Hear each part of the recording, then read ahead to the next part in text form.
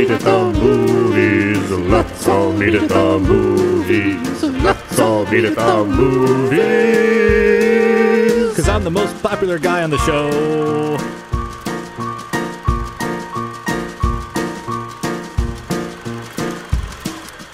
Not every weekend, unfortunately, is going to be like last weekend, where both movies were outstanding. We got two in wide release, Pan and Steve Jobs. So first we're going to go over those ones. So first, it's the prequel to Peter Pan.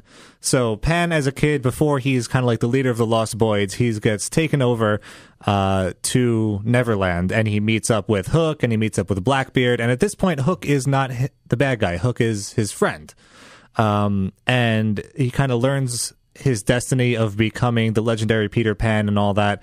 But the thing with this movie is there's lots of CGI, so it's very flashy and everything. But the big thing people are complaining about is it kind of loses the idea of not wanting to grow up. So the whole point of Peter Pan is like you want to be a kid forever, you never grow old in Neverland. But this one, he comes to terms with his destiny and what he has to do when he gets a little bit older, which is completely against all of Peter Pan. Yeah, this just looks terrible to me. And I saw, like, when I started seeing the previews for this, I'm like, why? First of all, why do we need this movie? No, There's enough stupid Peter Pan movies out there. Mm-hmm. And second, it's I don't know who the target audience is. It doesn't look like it's for kids. No, it looks a little bit too maybe preteens. Yeah, tweens are gonna want to go see a Peter Pan movie. No, it looks really stupid. I mean, the only reason why I kind of want to see this is because Hugh Jackman plays Blackbeard, and I just like him, and I just, I think Wolverine, so he can do no wrong in my mind. But it's only got a 35% on Rotten Tomatoes. So wait, Peter Pan finally realizes, I have to grow up, and then movie decides how he's going to do that? Yeah, he has to grow up a little bit older, because he's now just Pan. He has to become Peter. I don't like that at all. It looks kind of dumb. He wears a stupid necklace, and yeah. I don't like it. A stupid necklace. Yeah, it's this stupid little Pan necklace thing. It's all over the thing. I'm like, necklace. Yeah. So dumb. That's not the one to see. The next one, however, is going to be the good one. Steve Jobs. I've heard great things about that. Better than the Ashton Kutcher Jobs. Michael Fassbender stars as Steve Jobs, and I love him. He's the younger Magneto in all those X-Men movies. Mm-hmm. And so this one follows the release of the three kind of major installments in Apple, ending with the iMac in 2008, was it? And so it kind of follows him, and it tells the true story behind Steve Jobs. So the other one was a little more bubbly. This one kind of goes more into how he kind of screwed some people over, and it's a little bit darker in this one. And this one's actually got a really good rating, a 94% on Rotten Tomatoes. Yeah. And Seth Rogen is getting rave reviews for his role. He plays Steve Wozniak in this. And from some of the stuff that I've seen, it's really good. And the whole movie though is only 3 scenes, right?